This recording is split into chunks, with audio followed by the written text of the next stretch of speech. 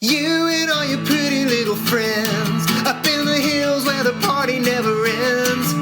Your schemes and your dreams when you're whole and you're broken. I'm telling all about it in my words unspoken. Welcome to Words Unspoken, the Hills podcast, paying tribute to the reality show that aired on MTV from 2006 to 2010.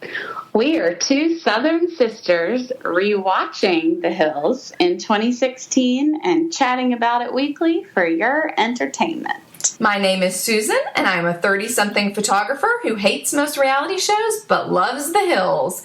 I have been rewatching the show for a few months. My name is Jem. I'm a professional in my 30s who hasn't seen the show since it originally aired, so I'm really looking forward to reliving the magic again 10 years later. We watched the first few seasons of the show in real time when we were younger versions of ourselves, and we are so excited to revisit every episode from our new points of view. We're back! Hi, y'all! Hi, y'all! We really missed you the last 2 weeks. Thank you so much for your patience and waiting for a new episode. We really appreciate y'all staying in touch, and we're so sorry for all of you who got in your cars 2 Friday mornings in a row and didn't have a new episode. We did hear from you. We are sorry. We love you. We'll make up for it with so many more episodes of Words Unspoken to come. Trust me, you will be getting a lot of episodes because remember, there are 6 seasons. Today we will be discussing episode 10 of season 1, which is also the season finale, Timing is Everything. So in the previously on, we find out that Lauren thinks that she and Jason are stronger than ever, and that Whitney was offered a Teen Vogue internship in New York City. This episode starts out in Malibu, and Jason and Lauren are checking out the Malibu beach house that they plan to rent for the summer. Now, Jim, when we were in college for the summer, we had a beach house like this that we rented, didn't we? Yeah, I would just go, every summer with my boyfriend and rent $1 million beach house on the West Coast, and that's just what I did in the summers. Isn't that what you did, Susan? This is when they talk about, I think it's Jason that says, let's just do our own thing without being around people. No red flags there, Jay Wall. Instead of being around people 24/7. Oh, that sounded too much like Brent Boldhouse. Sorry, that was Jason. That was Brent Boldhouse. He just took over. The last time they did their own thing was the super awkward birthday dinner, by the way, so I don't think doing their own thing will help them very much, Jim. No, they kind of need to be around people 24/7 or else they're going to fall apart. Spoiler alert. So then we head to Teen Vogue, and Lisa Love is meeting with Whitney and Lauren. I love Lisa Love. It is LA Fashion Week, and Nicole, the intern from Teen Vogue New York, will be joining Whitney to help her with Charlotte Ronson's after party. And Lauren's going to be working with Amy Astley. She looks a little panicked. Lauren will be in charge of getting tickets to the Jennifer Nicholson show. And Lisa says, "You think you can manage that?" Well, Lauren's voice says yes. Her face says no. She looks a little terrified because she's being ripped away from the side of her loyal counterpart, Whitney. They're being tragically separated. They have never worked without the other, and they're very upset. So then we head to Bold House. Jim, let's talk about Brent for a minute. Did you notice his shirt? I did not notice his shirt when I watched the episode because I was too busy listening to him talk about fashion shows. Jim. But tell me about it, Susan. Jim, Brent was wearing a black sweater with a white collared shirt underneath. Okay. Normal attire. Yeah. However, his black sweater had the Rolling Stones logo on it. Brent Boldhouse, you're so rock and roll. Like the tongue. Right. It was hilarious. I could not stop laughing. The funny thing was, it wasn't like huge on the shirt. It was like just a little, just like a regular logo. So when I think about rock and roll and excess and debauchery and fame and fortune, I think Mick, Keith, and Brent Boldhouse. They are all one and the same. So he tells Heidi that he can get her into the Jennifer Nicholson show, and Heidi's face lights up. I've never seen her so excited. I don't think she was even this excited when she got the job at Bolt House.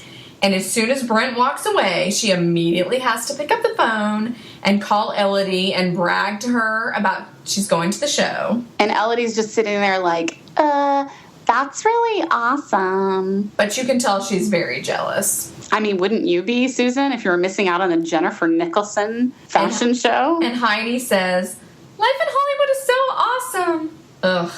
Heidi, you need to make up your mind about whether life is awful or amazing, because you change your mind a lot about that. Heidi is exhausting. So then we head to Teen Vogue, where we see Lauren is running out to her car. Is this when she's wearing the amazing white coat? Yes. Oh, that coat was incredible. It's gorgeous. I love that coat. Oh, that reminds me, Jem, a little side note. I went to Kohl's this weekend, and I was looking at all her clothes. Her stuff is really cute. So basically, all of Spencer's accusations on social media the night of the special, where he said it was just one big Kohl's commercial, did it work on you? Did the powers of advertising send you to Kohl's? No, I was just at Kohl's anyway. So Lauren arrives at the Regent Beverly Wilshire. Lisa and Amy Astley are waiting in the lobby for her, and Lauren, you should not be leaving Lisa Love and Amy Astley in the lobby. You do not keep those ladies waiting. By the way, Lisa Love and Amy Astley, do you think those are their real names? I do think those are their real names, and Amy Astley has actually been in the news recently. I think I sent you a few links. She was blowing up in the Twitter sphere the last few weeks, basically articles surrounding her accomplishments and everything she's done. She's still just in her 40s, and it was just kind of funny to see that name pop up. I was like, oh, that's a familiar name. Lauren finds out that she needs 2 additional tickets to add to the tickets she's already gotten for them. She looks very freaked out and very upset. So then we head to the Roosevelt Hotel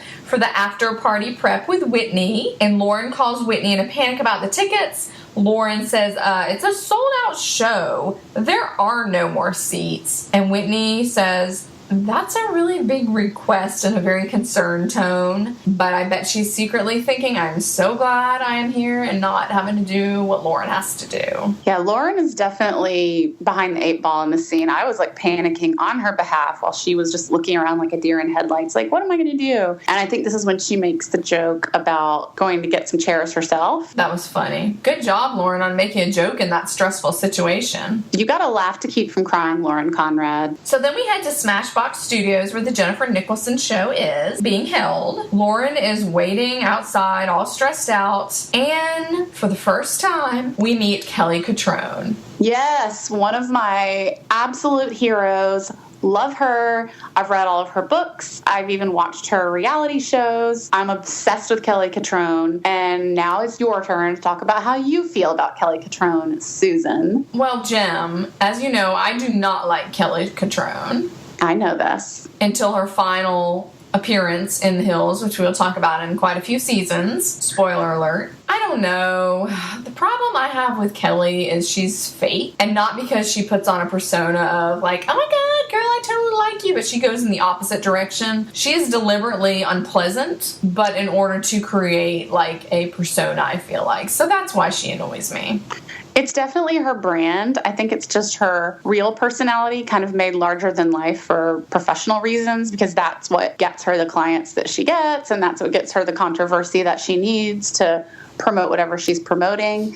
And it's all a part of the game, and I love her for it. And I just think that she's an awesome, independent, crazy, aggressive person who just doesn't care what people think about her, living in this world of, you know, impeccably tailored and made up people, and she just doesn't care what she looks like or what she's doing. Yeah, I see what you're saying, but I think I would appreciate it more if she was like, oh, I would like to mentor young women and encourage them in the fashion industry instead of tearing them down. But that is why I would never work in the fashion industry, because I'm sure that is actually what everyone does. It's not really a world where people are reaching down a hand to help another person up. I don't see that business as being like that.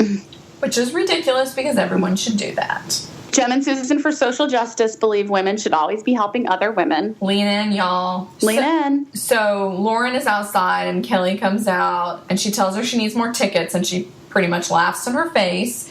And she's like, who are they for? And Lauren says, for Vogue editors. And she says, I know all the Vogue editors. I'm going to need names. And so Lauren is trying to get in touch with Lisa, when all of a sudden, Heidi and Audrina walk up and Lauren's jaw drops open. Just living the fabulous life, strolling up to the fashion show while their friend is having a meltdown at her job. So Lauren tells them what's going on, and they're all sympathetic and, oh my God, what can we do? And Lauren's almost crying. And she says, this is not fun. And Jim, at this point, Lauren has been on Laguna Beach. I'm not sure the Hills have aired yet because I don't think they ever aired that show until they finished the season. But she is still famous. Right. Lauren would be the type of person who would be invited to a fashion show over Heidi. Correct. So of course it's not fun for her. She's stressed, she's working, she's not having fun. It's very unfair. So I understand like her frustration. The tables have turned and Heidi, the fashion school dropout, is casually attending the show while Lauren is working so hard and getting yelled at by Kelly Catrone. It's super annoying. I mean, think about, like, from Lauren's point of view, it's not just Heidi, but it's also Audrina. Right now, these two girls are unknowns. I mean, they probably were not because I'm sure they did some kind of pre-release kind of stuff, so I'm sure people maybe knew who they were, maybe. But I'd be like, I want to be inside having fun. But instead, she's having to find imaginary tickets that don't exist for people whose names that she doesn't know. Lisa finally calls her back and gives her the names, and she gives them to Kelly, who is just rolling her eyes as she waits for the names. And Lauren can't remember one of the names, and she's all confused. And Kelly says, you're going to have to move quicker than this if you want to work in the fashion business. I was a little disappointed in Lauren being the fashionista that she is because even I knew who Hamish Bowles was. And granted, I was a loyal Vogue reader for many years. But Lauren, you should have known that name. She did know his name. She couldn't remember the second name of the other unknown editor that no one cares about. She did know his name. But you know what? At least Lisa says thank you when she shows up and she got the additional 2 tickets.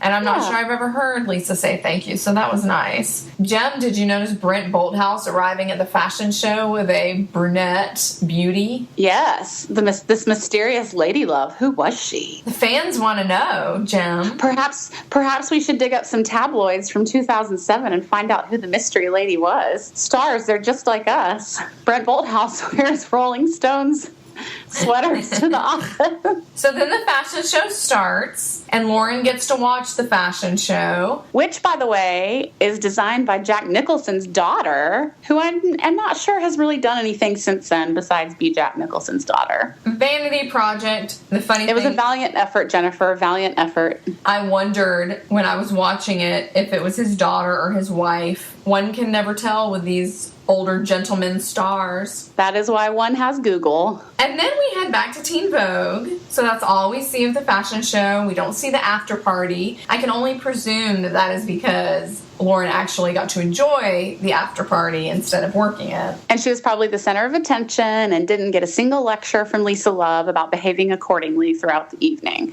She was free to be Elsie. Lauren and Whitney talk about the crazy night, and Lauren says, I usually have someone to freak out with. And they're just commiserating about how sad it was that they had to spend the evening apart. And then Blaine pops his head in dramatically. Blaine, wearing stripes, as per usual. Lisa wants to see Lauren, says Blaine ominously, acting as if the world is coming to an end. Whitney also looks a little alarmed. She says, oh, the last time Lisa wanted to see you was because you were in trouble. And Lauren's like, yeah, thanks for reminding me right before I go in. And then Whitney does the thing where she kind of laughs and she's like, oh, you know you're not in trouble. But you can tell she's thinking like, what did Lauren do? So, Jem, we've come full circle. The first episode of the season, we had Lauren making a huge mistake by letting in Heidi and R.I.P. Brian and Jordan. Oh, bye. Bye, y'all. Bye, y'all. Bye, Brian and Jordan. Ya. Don't let the door hit you, Brian and Jordan. And now we have Lauren going in to meet with Lisa on a different footing in which Lisa compliments her and says, you started out rough, but you ended up doing a great job. We thought you did great, and we want to offer you an internship in Paris. The record screeches. Lauren's eyes pop out of her head. There's a moment of shock and amazement, and then the look flickers in Lauren's eyes. But I had other plans for the summer, she thinks. Jason, my love. Jason's more important than anything, even the greatest city in the whole wide world. Lisa says it's the most important place to be, and if you go to Paris, you won't want to come back. And then Lauren just thinks about how she would miss that little chin strap beard. No, I don't like you, Jason. Not the beard. I have a question. If you're Lauren and you're like patting Jason on the head if he's had a bad day, do you think his hair would like stab your hands and cause them to bleed? Oh, I think she's not allowed to touch his hair. You're right. She has to stay far, far away from it in case she messes it up. Oh, yeah. No, he's one of those guys who's like, don't touch my hair. Ew, product. Ugh, 2007 product. So Lauren heads back into the closet and she tells Whitney, and you can tell Whitney's just super jealous, but Whitney's so nice about everything. She doesn't come out and say, oh, I'm super jealous. She just has a look in her eye like, oh my gosh, that would be amazing. And Lauren says, but I planned my summer with Jason, Whitney, but it's Paris.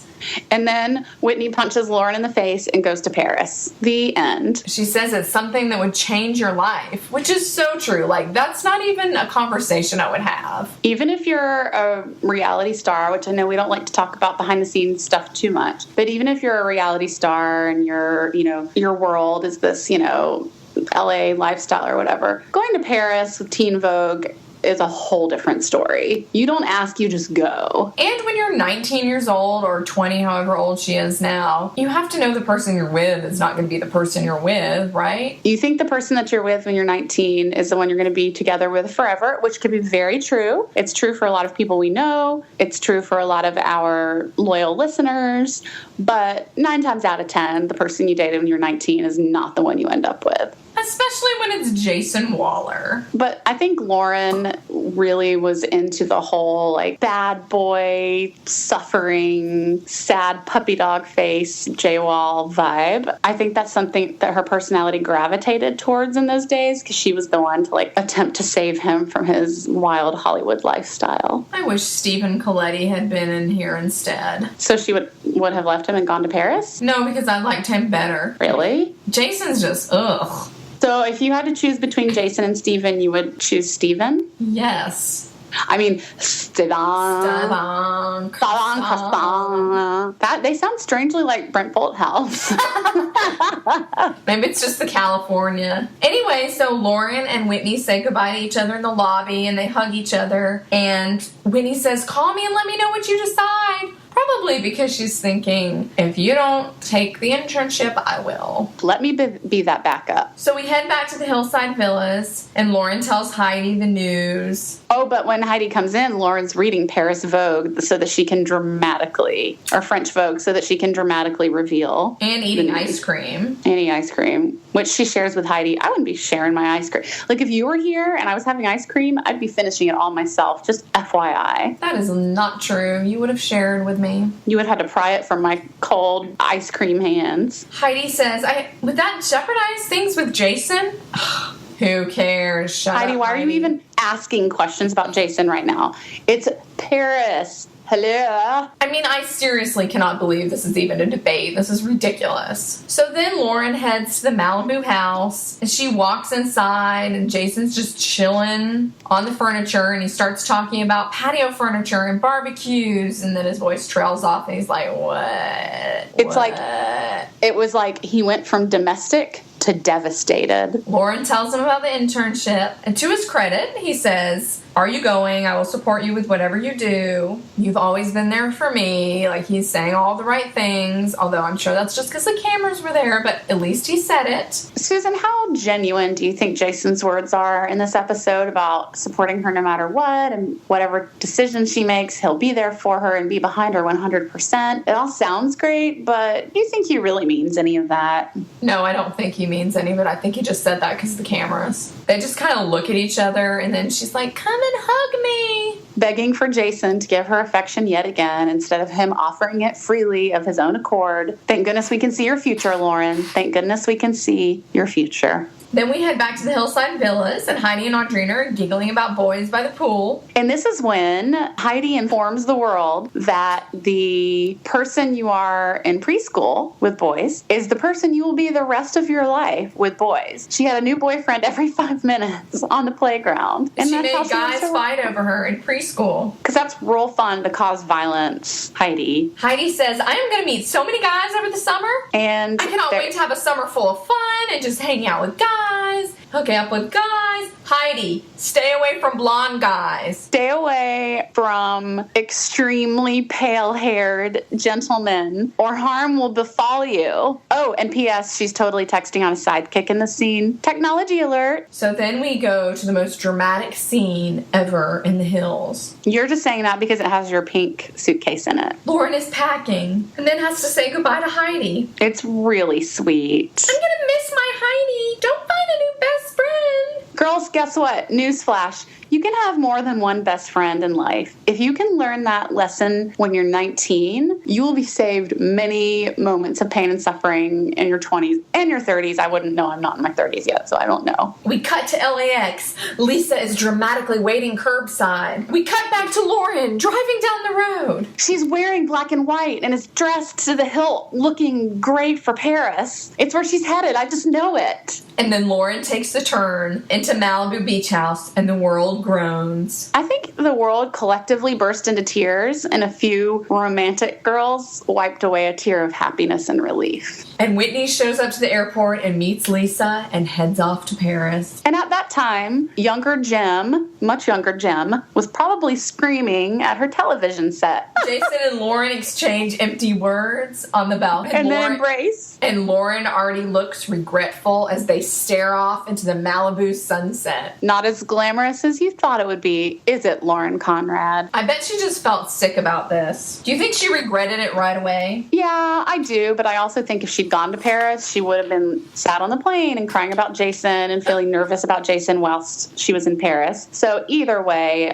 it was not going to end well in the short term. Jem. Yes, Susan. I would like to read you a selection from the Us Weekly special edition, Hill's 10th anniversary edition. Would you like me to read this to you? Yes, read to me. This is Lauren talking about not going to Paris. Even production didn't want me to date him. They were like, you're in a new city. Go meet a new guy. Then they were very upset with me for not going to Paris. They were ready to fly a whole crew. I would get daily phone calls from Adam saying, you have to go. Honestly, yes, my decision did have to do with the relationship, but I was also just at that point where I needed a break from filming. Jason Waller. She should have gone. We broke up like 2 weeks after that scene was shot. Jason Waller. She should have gone so that I could have more quickly hooked up with the other girls the minute that she flew out of the country. He probably really did want her to go. And that's why he took it so well. He probably already had someone waiting in the wings for him, to be honest. He has multiple side ladies waiting on the back burner for whenever Lauren boiled over on the stove and... This metaphor has gone too far, Jem. Too far. I'm trying to make kitchen analogies, but I just don't know things about cooking, so I ran out of ammunition there. Yeah, you know nothing about cooking or kitchen stuff or anything like that. Because you, unlike me, have not been freezing grapes today. Yeah, what was it? Cotton candy grapes? You were like stocking them away for the winter? Cotton candy grapes are the most delicious thing ever, but I'm trying not to tell people about it because I don't want them to buy them all up for me. The minute this podcast is released and all of our listeners hear it, cotton candy grapes will be sold out across the land in multiple continents and countries. I bought 4 things of grapes today, and I'm freezing them so I'll have them to eat during this long, hard, cruel winter without cotton candy grapes. We always have such cruel winters in the South, Susan. It's very difficult to record a podcast with hiccups. But it's entertaining for me. And every time you hiccup, you fly out of your chair toward the ceiling. So it squeaks, too. So my thoughts at the end of this episode are stupid beach house, stupid boy. What a mistake. I mean, it just breaks my heart. Truly a heart-rending ending to a very emotional roller coaster of a season. Now that season 1 is over and done, what are your thoughts at the end of it all, Susan? Jem, I thought this was an interesting first season of The Hills. It introduced us to all these new characters. We also had to say goodbye to some characters. But I liked how the season came full circle. I thought it was great storytelling. I love Lauren. I'm interested to see how her and Heidi's friendship continues to evolve. But I want more Audrina and Whitney next season. I need more of them. I feel like there wasn't wasn't enough of them, especially Audrina. I love Audrina, and I just didn't get enough of her. And more Brent Bolthouse for me. Jem, what did you think about this season? I loved it. It was really short. I have a feeling it's making up for some longer seasons in our future. So we'll probably be done with this podcast when we're 95 and 97 years old, respectively. But everything just flew by so quickly, and I just didn't want the first season to end, especially with the love that Lauren and Heidi have for each other, because I'm really scared that I might know what's about to happen. Of course you do. I just have some guesses. I mean, I don't know for sure. What are you looking forward to in season 2 the most? I'm looking forward to new characters joining the show, cuter boys, cough Brody Jenner cough, and also Heidi dating lots of different men for lots of seasons and having lots of different adventures with lots of different boys, right? I am also looking forward to new characters, and as you know, I've been watching ahead, of course, so I know all the stuff that's happening, and you've been cheating. There is a little infusion of drama, which does make it a little more exciting, because the first season was slightly boring. I still enjoyed it, but, you know, a little more drama I can deal with. Everyone, I'm going to tattle on Susan right now. She has blatantly said to me twice in the past couple weeks, I cannot wait till you-know-who joins the cast, because it gets really, really good. Well, he's going to be so fun to talk about. Come on. We're going to enjoy it thoroughly. And we're going to have a really hard time keeping our promise of not talking about behind-the-scenes stuff too much. I'm going to go ahead and tell you right now, I will be talking a lot about it being fake once he comes in. Are you changing our policies for season 2? I'm going to try not to, but it's going to be very difficult. We should come up with a code word that means fake, but isn't. We didn't sign anything in blood. If any of our listeners have an idea for a code phrase we could use for we know that wasn't real and what was really happening, let us know. Does this episode of The Hills pass the Bechdel test?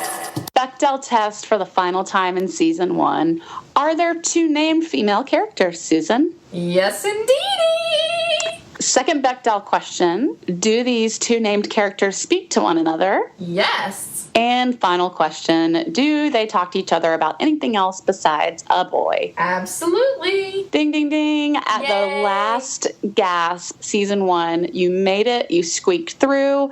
I don't know that this test is going to work next season based on what's coming. We'll give it a try, but it's not looking promising. Winners of the week. Jem, who is your winner of the week? Jason, because he made himself look super sweet and wonderful and the best boyfriend ever, supporting Lauren no matter what. And then at the end of it all, he's in the beach house with Lauren, living happily ever after for 2 more weeks. Jem, I am side-eyeing you so hard right now. You're looking extremely sad. Your hands are on your hips and your head is bobbing and weaving. I don't know what is happening. That is true. My winner of the week is Hamish Bowles. Because of his fabulous outfit and his quick glance to the cameras as he's walking in the fashion show. And then he was devastated when he watched the episode. Lauren didn't know who he was. Lauren did know who he was. We'll agree to disagree, Susan. Jem. And Susan's funniest moments. Jem, what was your funniest moment of the week? I mean, probably just the camera panning to Jack Nicholson sitting in the crowd at the fashion show with his sunglasses, like just being Jack Nicholson, awkwardly sitting there surrounded by his people. Oh, Jack Nicholson. My funniest moment was Lauren's face when she saw Heidi and Audrina come to the fashion show, just the utter shock on her face that they were there. Like, I think she was so shocked because she obviously did not know they were coming, which is dumb because in real life, Heidi would have called her right away, but whatever. You could tell she really didn't know. But it was funny, just the look on her face, the look of shock. As if her day could not get any worse. Right. Her friends are there having fun while she's like stressed and freaking out. So that was my funniest moment. Thanks for listening to Words Unspoken, the Hills podcast. Here's the scoop on all of the many ways you can contact us. We'd love to hear your feedback and ideas for the show. You can email us at wordsunspokenpodcast@gmail.com. You can find us on Twitter at The Hills Podcast and Instagram and Facebook at Words Unspoken Podcast. We are even on Tumblr, which definitely did not exist when The Hills first aired. And you can also visit our website, wordsunspoken.com. unspokenpodcast.com. Please subscribe, rate, and review us on iTunes. We are also available on Stitcher, Google Play, and SoundCloud. We'll talk to you next Friday. Bye, y'all. Bye, y'all. You and all your pretty little friends up in the hills where the party never ends. Your schemes and your dreams when you're whole and you're broken. I'm telling all about it in my words unspoken. Make sure you're on the right episode. Was not on the right episode.